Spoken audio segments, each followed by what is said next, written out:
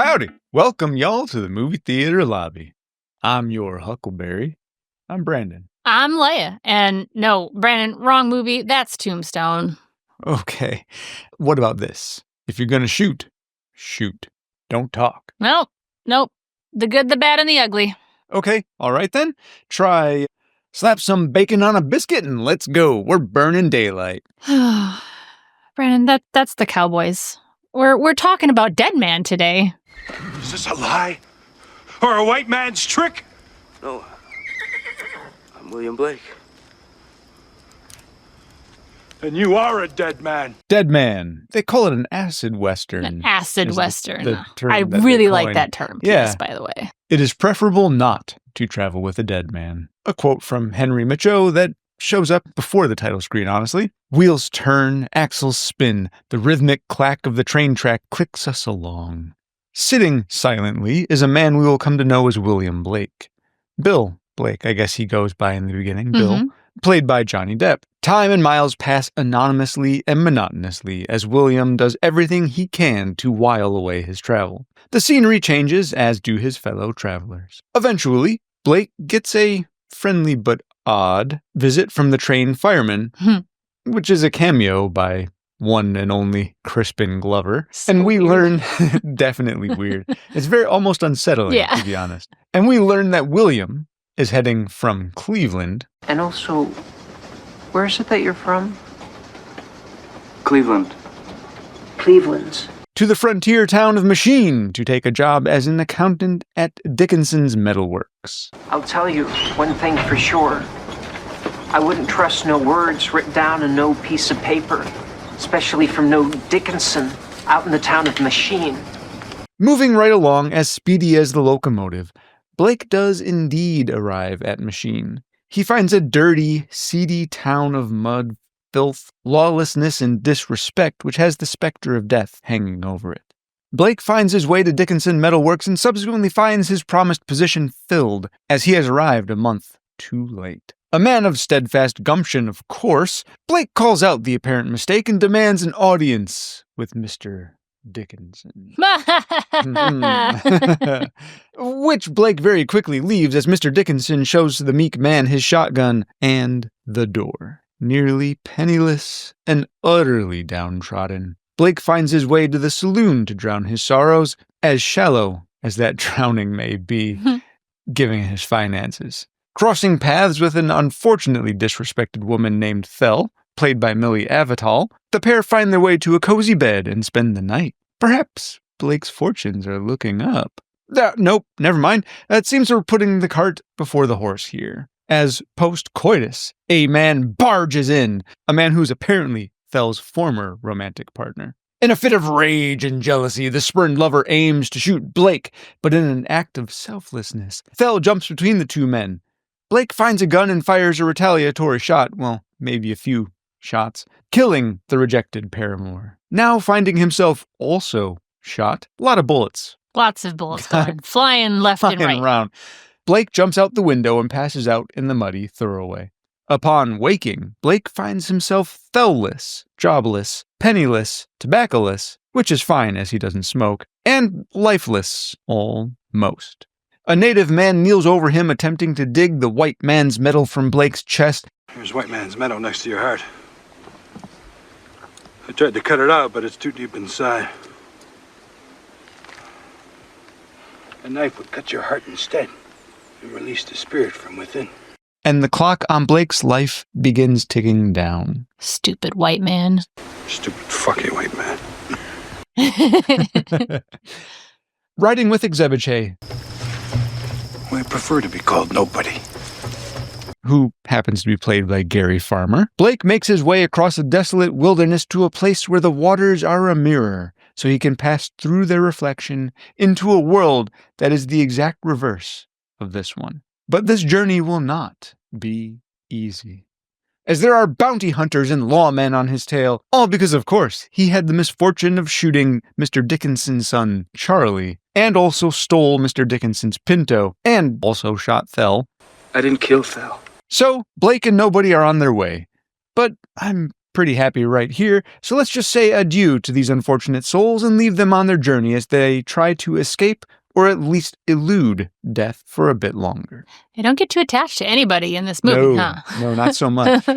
There's a lot of death that comes through this movie. But Leia, honestly, I'm pretty excited to talk about this one. I'm not traditionally a Western fan. No, me either. But I really liked this one. Yeah. And the funny thing is, when we were talking about La La Land, I didn't really care for La La Land because it wasn't a traditional musical. And in this case, I liked this one because it was not a traditional Western. But you like musicals. I do. And you don't like Westerns. Don't particularly like Westerns. Let's talk about Jim Jarmusch. Yes. Director, writer, all-around fancy guy. He reminds me a little bit of Lynch in a way. In his very auteurness. Yeah. He's got a vision, and that's what he aims to bring. He wants to have control of every aspect of it. Otherwise, he doesn't like it. Yeah. It's not his thing. He had done Coffee and Cigarettes, Broken Flowers. His most mainstream recognition is with the film Ghost Dog, The Way of the Samurai. He also was added to the National Film Registry in 2002 for Stranger Than Paradise. Okay, It's another film he did. He likes to stick to the indie scene. Yeah, so I think a lot of people who are big movie lovers probably know some of these films. Yeah, he often has to work very hard to get his funding because he doesn't like going through studios. So he'll often get funding from a lot of overseas sources, smaller studios, things like that. He also fairly recently was responsible for the very quirky, underappreciated zombie movie, The Dead Don't Die. You would know that one. So I said that he's most well known for the film Ghost Dog, The Way of the Samurai. Just a little tidbit, Gary Farmer actually has a cameo in that movie. He does. Yeah, as nobody. As nobody, yeah. Saying stupid fucking white man, which is kind of a thing he says throughout Dead Man. So. Yeah. What name were you given at birth, stupid white man? We're just going to drop all pretense and say spoilers begin here even. Yeah. God damn your soul to the fires of hell. He already has. Jim Jarmusch has said that he was very sad to have killed off nobody. And his style of writing is not so much where he believes he's writing the characters and the story, more like the characters and story are revealing themselves to him. Very much like Lynch. As he writes. Right, yes, exactly. And unfortunately, the story and the character told him nobody had to die. Wait. We know what you mean. Yes. Yes.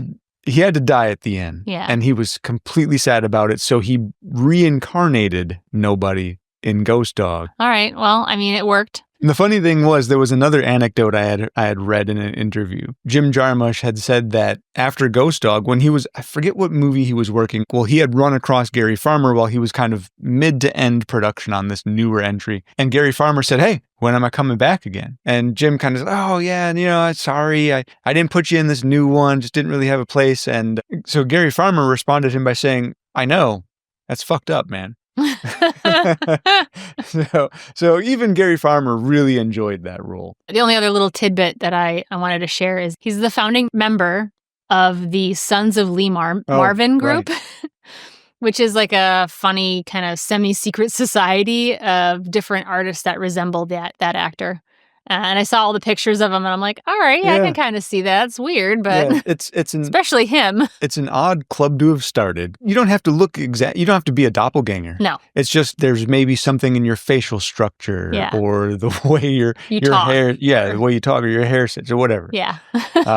Good for them for having fun, I guess. Yeah. Well, and did you notice the Lee Marvin connection in this movie? There's two lawmen that end up chasing after William Blake. They have just a really short part in the film because, of course, they die. Everyone dies.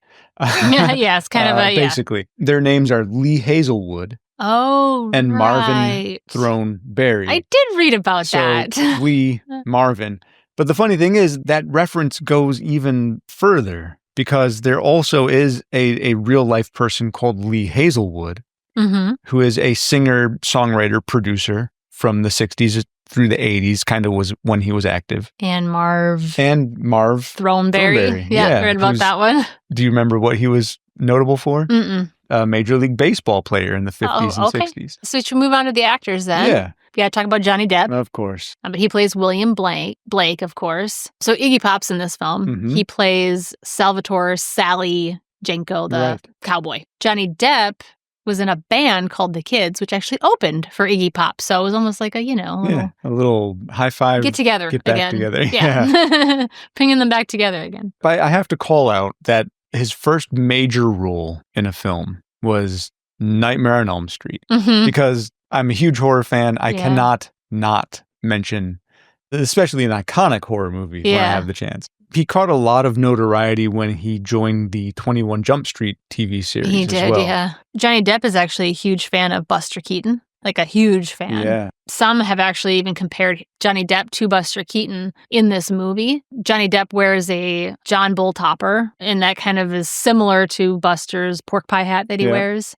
And it also has kind of got that vague, inept vibe to him. Yeah. It's same vibe that Keaton played in Go West from 1925. I wonder if Johnny Depp had watched some of that or knew about that already and kind of just emulated some of that. Maybe informed his performance a little bit. Yeah. So let's move on to Gary Farmer as Nobody. He plays a strong and opinionated Native American who forcibly was raised by white people and later given the mocking name Exebiche. I cannot say that. My name is Exebiche.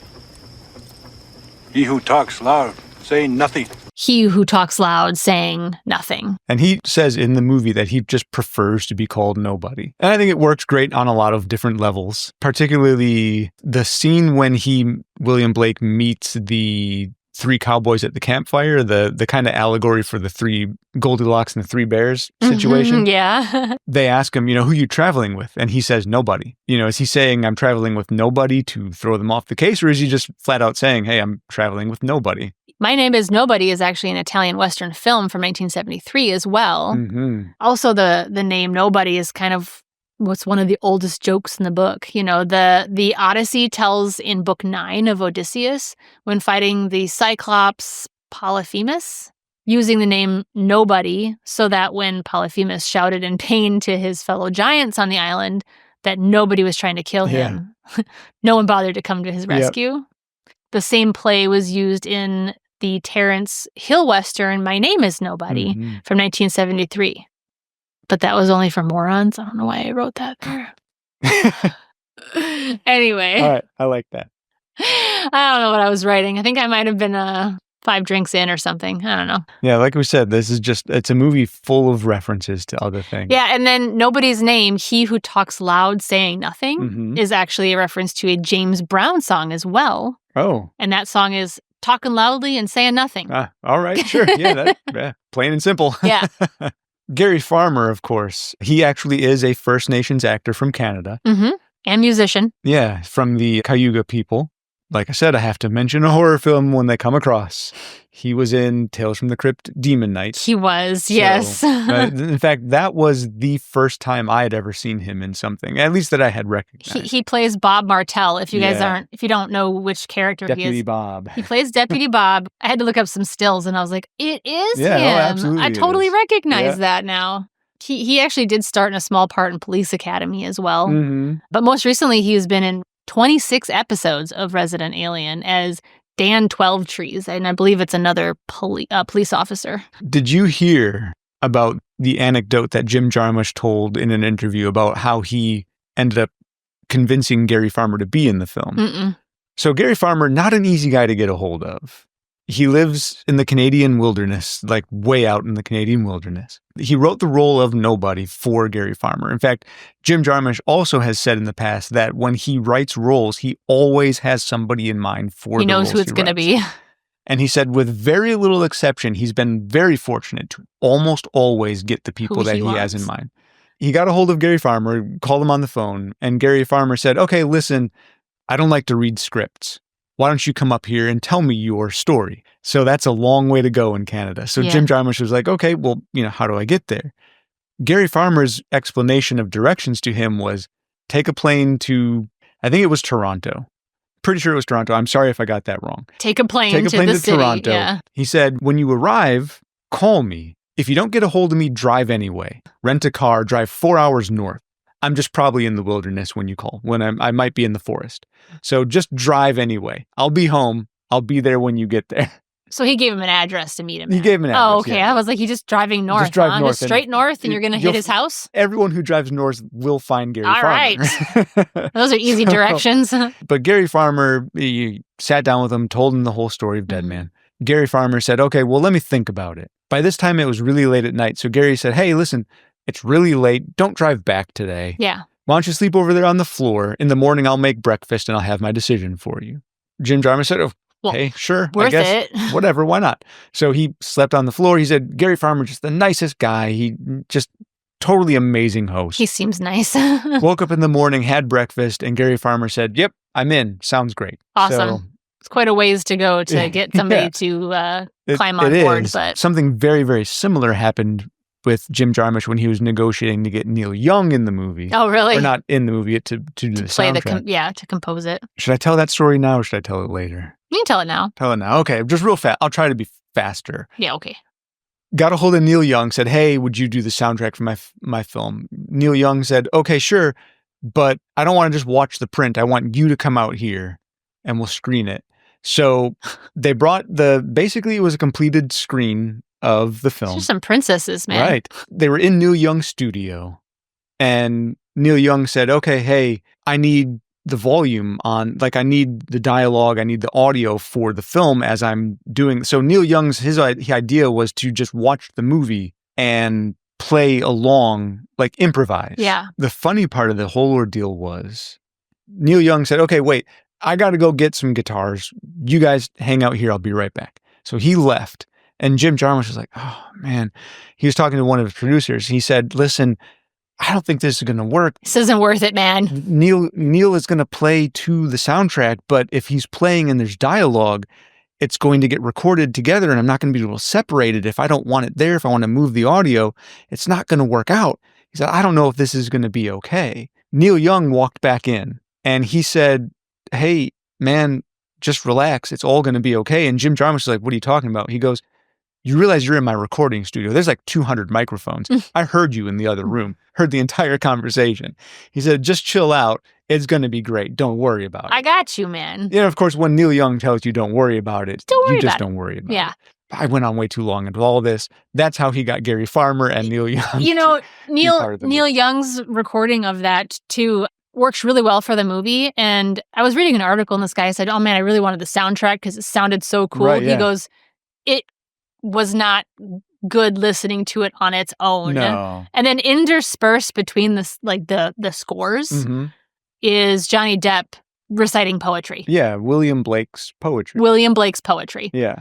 So he goes, it's you know what? The soundtrack was not good. The soundtrack was literally made for the movie as it was being watched. In the movie, yes. So yeah, I think a broken up and explicitly released soundtrack just wouldn't sound right. He's like, I was so disappointed. I loved the soundtrack, but it was with the movie. Yeah. The only other thing I want to say about Gary Farmer is that he has been nominated 3 different times for the Independent Spirit Award for Best Supporting Male. So, all right, let's move on to Lance Henriksen. All right. So he plays Cole Wilson. He's one of the bounty hunters, most well known as playing Bishop in the Alien franchise. I think, I mean, for me at least, he's most well known in every time I think of him, that's where my mind goes. With, there's a lot of other. He has been in so many good movies. He has. And he's had so many good roles. I think the other thing people would recognize him from is his Frank Black in the miniseries Millennium and X-Files. Oh, sure, yeah. So, if you didn't know him from Alien movies, you may know him from those. He also has done a slew of voice work. He did a voice for Tarzan, Call of Duty Modern Warfare. He was in the Mass Effect trilogy, which, near and dear to our hearts. Yeah, we love Mass Effect. But he's also done movies like The Right Stuff, The Terminator, Hard Target, Color of Night, The Quick and the Dead. Another Western. Scream 3. Oh, sure. Yep. He has a really interesting background because he did not come from a good home life. His father was a Norwegian merchant sailor, and his nickname was Icewater. He spent most of his life at sea. And then his mother, she kind of was a struggling dancer, waitress, model. And then his paternal grandmother was a Sami reindeer herder. His parents divorced when he was 2. And she said at the age 7, her mom actually His mom actually handed him his birth certificate and said, "You'll always know who you are," and then pushed him out the house. Oh. He said he didn't actually leave the home until he was 12, but he said it was rough between 7 and 12 because she didn't want him there. No doubt. He got in trouble a lot growing up, and he actually left school after completing only the first grade, and he was actually illiterate until he was 30 years old. But 30 was about the time that he started getting into movies. He was working in a studio, and he got his first set designer job, and then he got his first acting gig, and that's when he started learning how to read. So he was not illiterate anymore. No. Within a year, he was already on his way. Problem solved. His very first role, though, they had to record all of his lines so that he could listen to them because he couldn't read them all. His first film appearance was The Outsider from 1961. He's also a artist.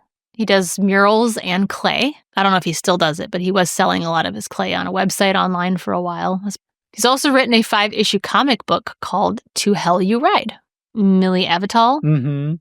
So she plays Thel, Mm-hmm. Thel Russell, who is a former prostitute who now sells paper flowers instead. Very, very small part, but really the antithesis. It's like the impetus whole of the whole thing. If that hadn't gone down, none of the stuff Mm-hmm. coming after it would have gone down.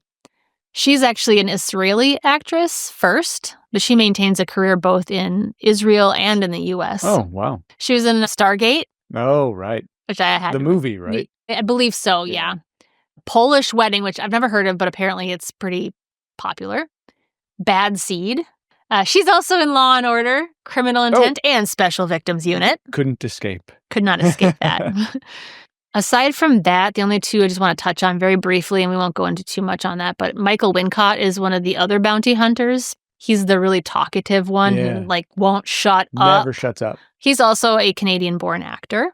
He attended Juilliard, so he is a very well-trained Canadian actor. He says he holds art in high regard over money. Yeah, okay. Which I love that. And I understand that. Yeah. The roles he takes are never particularly huge roles. And usually plays the villain. Usually the villain. The villains don't always get the credit they deserve. He's got that raspy voice. Yeah. Oh, that was okay. Not really. Yeah, I can't do that one. Can't do a Michael Wincott. He's been in Robin Hood, Prince of Thieves. He played Top Dollar in The Crow. He was a music mogul, Philo Gant in Strange Days. He played a mercenary in Alien Resurrection. He's also a cinematographer in the movie Nope. Yeah. We did Get Out, but done by the same guy Jordan who did Peele. Yeah. Yeah, you will always know Michael Wincott by his voice. Jim Jarmusch, like you said, he's quite the auteur. He apparently is not super controlling, though. On this set, we already talked about how Gary Farmer and Neil Young, it was a lot of effort to get them on the film. Yeah. But on set, there was a lot of conflicting personalities. Yeah. So Johnny Depp still, at that point, I would say, still kind of in the infancy of his Still learning, career. yeah. Huge fan of Marlon Brando. Yeah. Marlon Brando, notoriously not a huge fan of directors. Hated him. Johnny Depp happened to be reading Marlon Brando's biography at the time he was filming this film.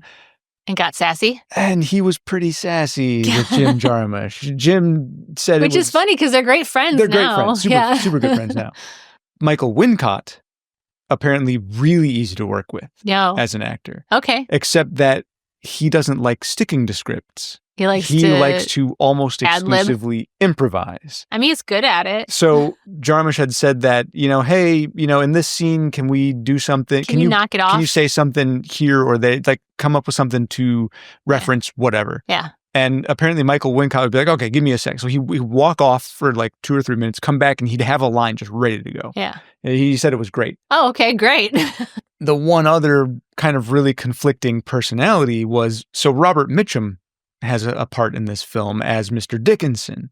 Robert Mitchum never improvises, never deviates from the script. To the script. There was an anecdote that I'd heard from Jim Jarmusch saying that there was a point where he wanted to basically transpose 2 of Robert Mitchum's lines. So take one sentence that he was saying first and put it after the one he was going to be saying second. He had a hard time with that, huh? He went to Robert Mitchum's trailer. Robert Mitchum's manager was there. And he said, hey, is Robert around? I need to ask him to, I just want to switch these 2 lines. Yeah. The manager said, Mr. Mitchum doesn't deviate from the script. Well, And- la-ti-da, yeah, I'm the and director, man. Jim Jarmusch is like, well, I just need him to, it's still the same lines, just need to put them in different It's order. just 2 lines, man. He's like, Mr. Mitchum does the script. And Jim was like, can I I talk changed to the him, script, please? So he was able to talk to Robert Mitchum, and I don't remember the exact line. I should have wrote it down, but I didn't expect to actually get into it. bring this anecdote along. Robert Mitchum just kind of got real catty with him and he made some really sly remark. Jim Jarmusch, when I was listening to this interview where he relayed this anecdote, never actually said whether or not he got Robert Mitchum Never got to that, switch yeah. the lines. Probably So, not. Yeah, he probably just said, screw it. Yeah. Say it as you're going to say it. Whatever, it's fine. The only other person I want to mention super quick is Eugene Beard. Mm-hmm. He plays Johnny the Kid Pickett. He's the youngest, the third bounty hunter, the one that doesn't last as long as the other 2. He's most known for Wink in 8 Mile, but he also does a lot of voices for video games. So he did Marcus Boomer Boone in Battlefield Hardline. He was Delmont Del Walker in Gears of War 4 and 5, which we've played. Yeah. He also voiced Xander Freemaker in the Lego Star Wars The Freemaker Adventures. Yeah. There's Billy Bob Thornton's in here. Yeah, there's a ton of cameos in this movie. Michelle Thrush is Nobody's girlfriend. Gibby Haynes, Alfred Molina, John Hurt. We already mentioned Robert Mitchum, Iggy Pop. Gabriel Byrne is in here. Jared Harris. Crispin Glover we mentioned already. Yeah, a lot of actors in this film. You mentioned Gibby Haynes.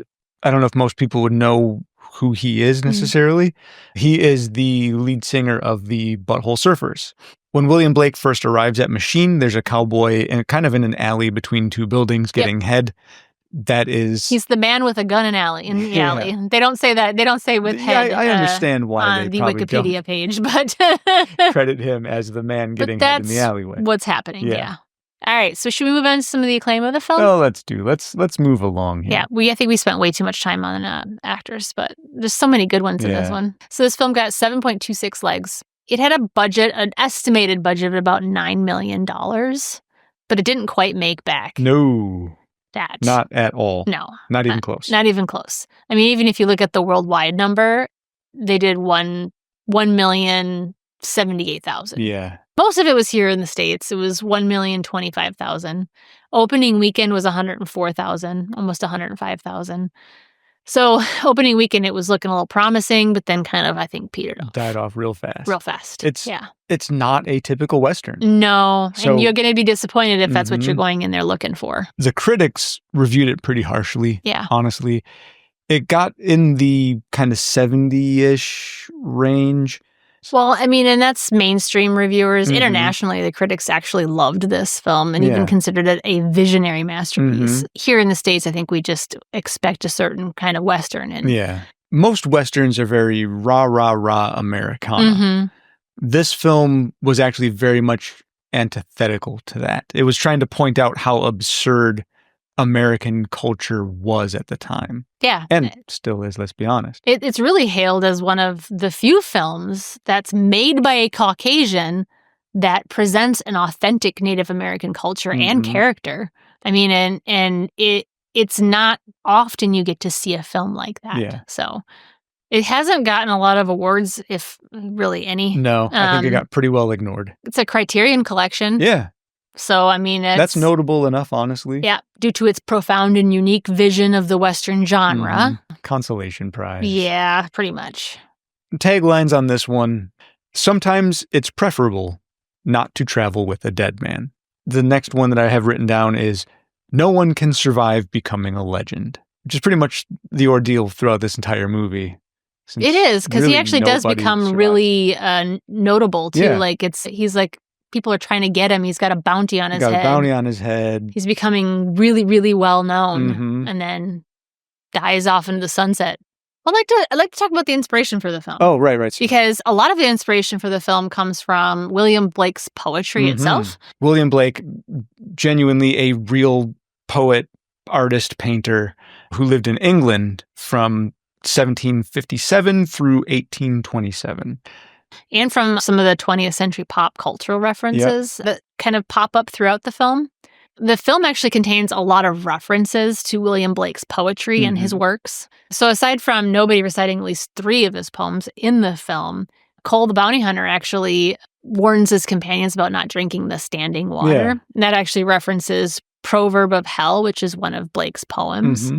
And in the poem, it's expect poison from standing water is the quote in the poem. He wrote the Songs of Innocence and of Experience, which is like 2 books put together, basically, which reminded me personally of Blake and Nobody, respectively.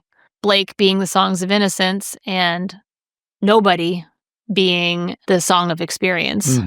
I don't think that was a connection I had read about, but it makes a lot of sense. I thought in my head, I was like, oh, that's really cool. No, Those 2 books. Yeah, that's a good correlation, to be honest. Nobody takes it upon himself to guide Blake to, quote, the bridge made of water. I will take you to the bridge made of waters. The mirror. Then you will be taken up to the next level of the world. Place where William Blake is from, where his spirit belongs. Yeah. The quote actually suggests a journey or transition to a higher level of understanding or reality. And the bridge made of water is also referenced in William Blake's work, particularly in his lithograph, The Ancient of Days, which depicts the creator resting atop a mountain, seen by some as representing a bridge to the divine. Thell's name itself comes directly from some of Blake's work, the Book of Thell. Hard to dance around that one. Kind of hard to dance around that one, and I love that name. Never heard that name before, but Thell's a great name. Short for Thelma or something, I would imagine. I like Thell. Yeah. The scenes with Thell, which kind of culminate in the bedroom during that murder scene, kind of visually enacts one of Blake's poems, The Sick Rose. And in that poem, it says, O Rose, thou art sick, the invisible worm that flies in the night, in the howling storm, has found out thy bed of crimson joy, and his dark secret love does thy life destroy. Some of the nods to the 20th century that he put in this film. Benmont Tench, he's the man at the campsite played by Jared Harris. He's named after Benmont Tench, the keyboardist for Tom Petty and the Heartbreakers. Billy Bob Thornton's character, Big George Draculius, is named for the record producer George Draculius. The name of Mitchum's character, John Dickinson, is a reference to rock producer Jim Dickinson. The bounty hunters Cole Wilson and Johnny Kid Pickett, Wilson Pickett. Throughout the film, most of the things that nobody says are passages from he's obsessed with William Blake. William Blake. But I understand William Blake. You were a poet and a painter. And now you are a killer of white men. When he first finds out that Bill Blake is William Blake, nobody genuinely thinks he is a reincarnation, a spirit of William Blake, the poet. So the whole movie long, he's like, every time he quotes a poem, he's like, don't you remember your poetry? Yeah. What is going on here? And that's why he stays with him the whole time, too, because he feels that he needs to make sure that William Blake finds his way back to where his spirit came from. Yeah. There's even a point near the kind of middle-ish of the film where William Blake, feeling very frustrated, he even says, since we've been together, I haven't understood a word you've said. Not one word. And it's because he keeps reciting this poetry. Yeah. All this... It just doesn't make sense. Yeah. All of the pearls of wisdom that nobody passes on to William Blake are basically all passages from William Blake's poems. The funny thing is when Jim Jarmusch was writing the script, he said he was writing, and when he needs a distraction, when he gets sort of, he needs to move to something else, he'll pick up a book and start reading. So he had just sort of randomly grabbed a book of William Blake's poetry. Yeah, like you randomly do. Yeah. I have like 7 copies laying around the house. He said at the time, he was kind of obsessing over William Blake. Okay, well, that makes way more sense. So he happened to have it handy. And he said when he was reading William Blake's poetry, he was like, wow, a lot of this speaks to me as knowledge that could be in this film. And in fact, the character Bill Blake in this movie was not initially named William Blake. He said it wasn't until he was reading through William Blake's poetry that, you remember how I said he lets the characters tell him how the story goes? He said when he was reading, he felt as though that was William Blake's way of telling Jim that William Blake wanted to be in this movie.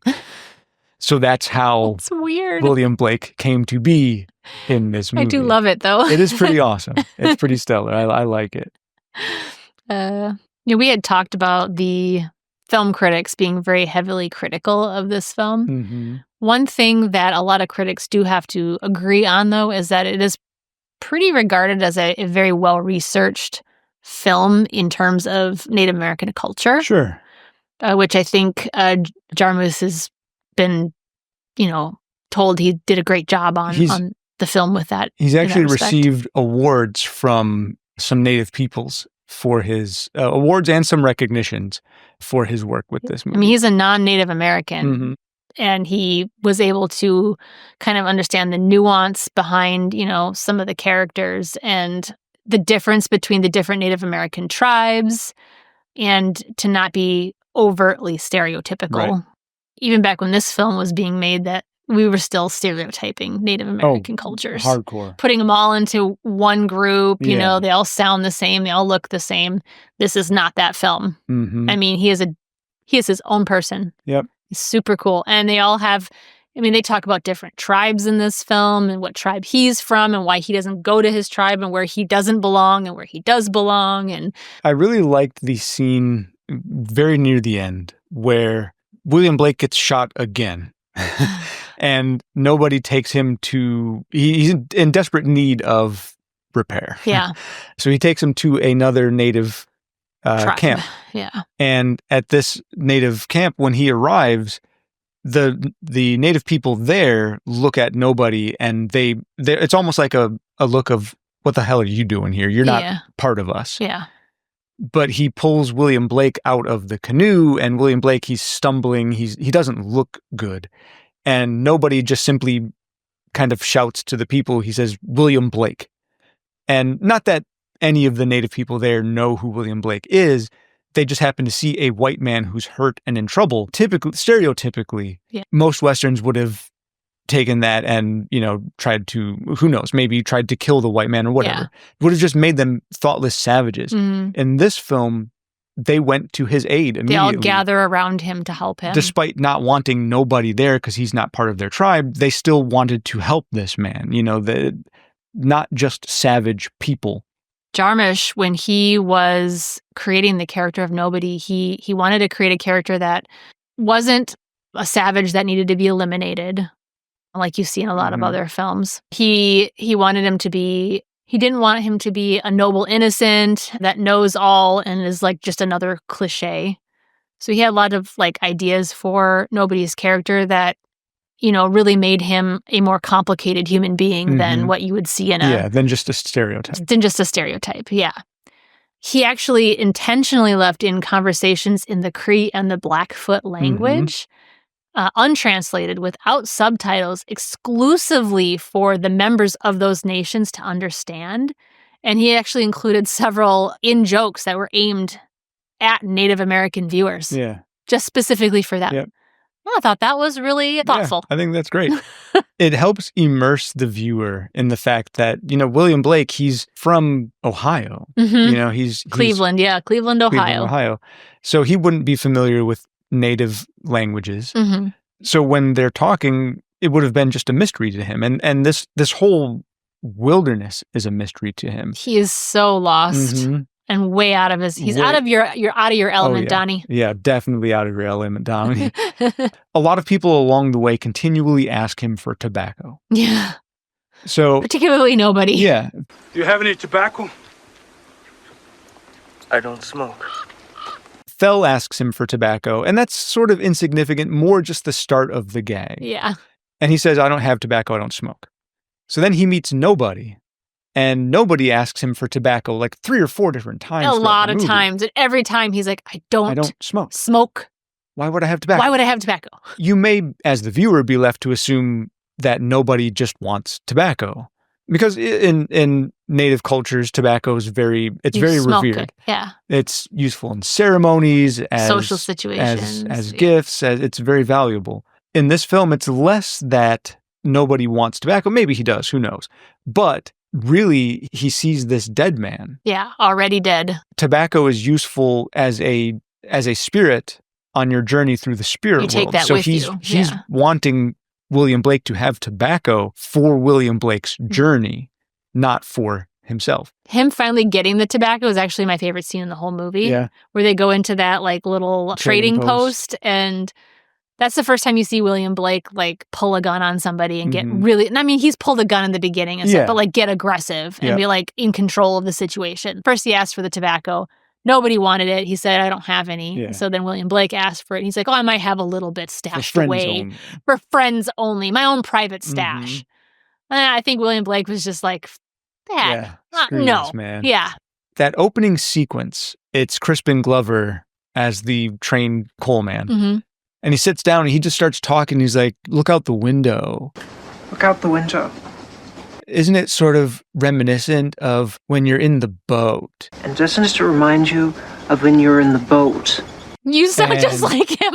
You're looking at the sky. The scenery is moving, but the boat's not, it's stationary. You know, something to that effect. Yeah. And he goes through this whole When you're watching it, you're like, what is sentence. he talking about? It mirrors almost the ending. William Blake said, I'm heading to Machine for a job. And Crispin Glover's character says, why are you going to Machine for a job? Especially, you're more likely to find a coffin.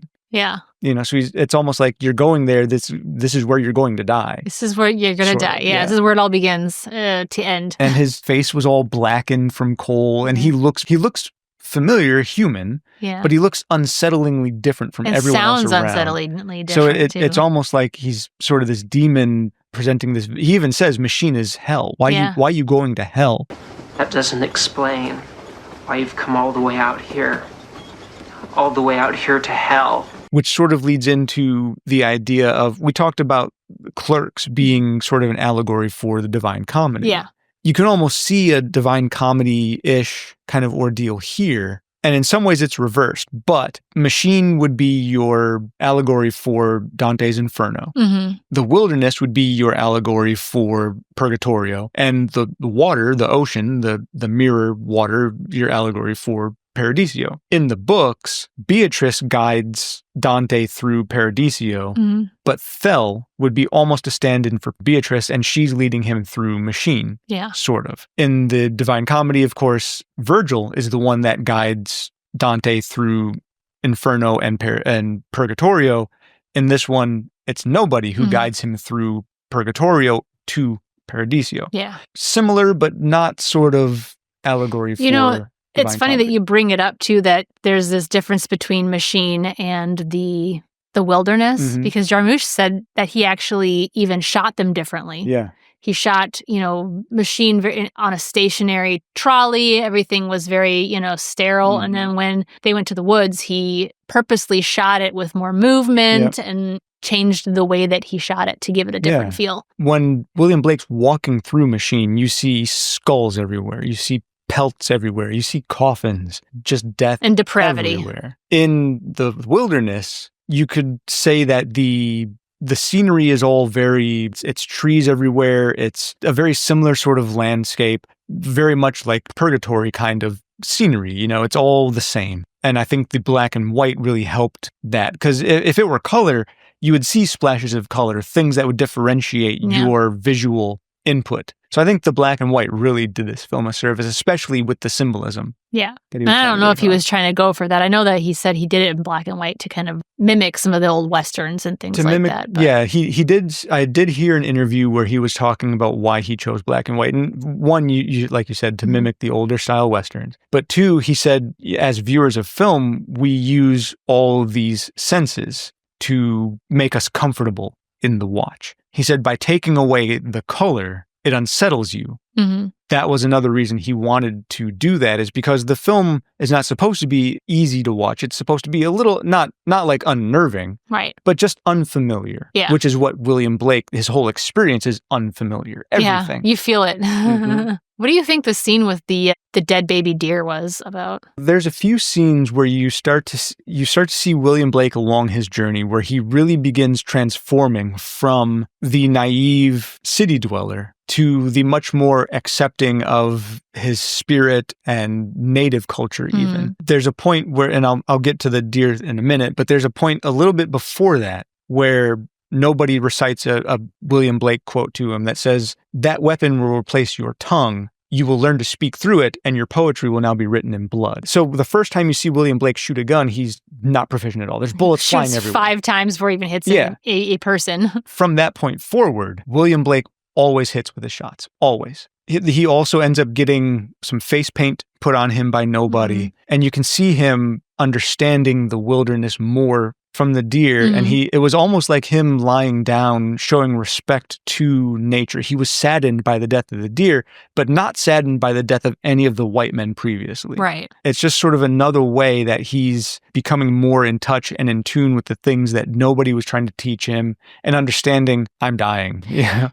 So it's really interesting that you brought that up because this segues me into something that I wanted to talk about perfectly. All right. Because just when you think he might be grasping at something and like trying to like finally understanding his impending journey, nobody tells him that he is going back to where he came from at the very end as he's pushing him, you know, in that canoe out to the water. It's time for you to leave now, William Blake. Time for you to go back to where you came from.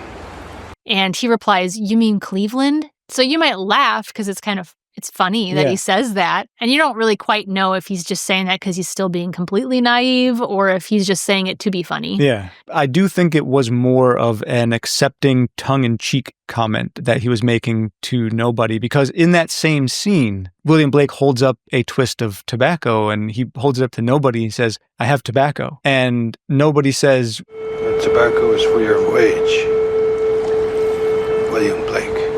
And William Blake looks at him with a kind of a smirk saying, "I don't smoke." You know, I think he finally understood what he needs it for. But that's, you know, my thought on it. You know, Johnny Depp makes a brief cameo as William Blake in the film L.A. Without a Map. Just FYI. I've never seen it, so I guess I would never know. But he does make a cameo as that character. So nobody makes a cameo in a film again, and so does William Blake. Anyway, I think I am tapped. Well, I guess since we're out of stuff to say, I mean, you know, we could probably find more stuff to say, plenty. Yeah, I definitely kept it down. Yeah. Yeah. But I guess with that, it's time to hit the old dusty trail. Yep, we should round up the wagons and call it a day. And what that means, of course, is with everyone leaving us, you can still message us. Just you go down to your local postmaster, put it in the mail. I believe the Pony Express will bring it around. Paul Revere that stuff. Yeah, Or look for us on the movietheaterlobby.com. Email us at themovietheaterlobby@gmail.com. Find the show on Blue Sky primarily at The Movie Lobby and on YouTube at The Movie Theater Lobby. Go ahead and find me, Brandon, if you want to while we're there. Brand MC on Blue Sky. And Leia, give me a little thing. Yeah. You can find me, Leia McClevey, at LM Nerd Room on just about every social that's out there, and at lmnerdroom@gmail.com. So coming up, we're going to transition from this very unique vision of Old West to a very unique vision of the future. In the movie Strange Days? Yes, Woo-hoo! That's the one. Let's call it an acid future. That acid future film. It's not really, but let's just say that. It's a little cyberpunky. Yeah. Great movie regardless. Let's thank everybody for giving us their time and listen and all that stuff. Please, wherever you listen, subscribe to us. Please, some stars is great too. Yep. Share us with your friends, your family. Share with friends, family. Coworkers. All that stuff as well. Leia, thank you again for another fun week. Yeah, thank you too. And we will talk to everybody next week on The Movie Theater Lobby. Bye. Bye-bye. Bye, y'all. You William Blake? Yes, I am. Do you know my poetry?